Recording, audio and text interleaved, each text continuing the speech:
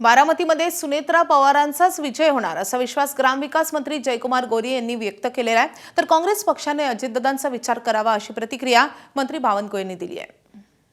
आमची मनापासूनची भावना आहे ही निवडणूक बिनविरोध व्हावी आणि सुनेत्राताईंना विधानसभेमध्ये बिनविरोध निवडून द्यावं।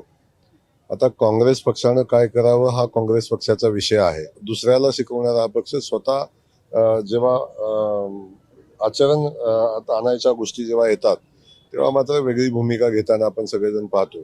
मला खात्री आहे की सुनेत्राबाईंनी बिनविरोध होतील अशा पद्धतीची परिस्थिती आज दिसते। काँग्रेस पक्षही मला वाटतं याच्यामध्ये सहभागी होईल।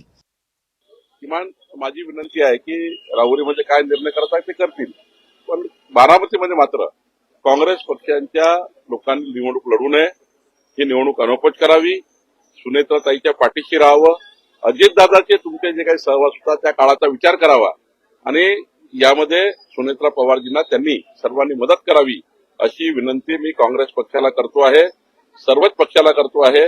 आपण सर्वांनी या भूमिकेतनं यावं आणि महाराष्ट्राला एक उदाहरण म्हणून हे सेट करावं। एबीपी माझा, उघडा डोळे बघा नीट।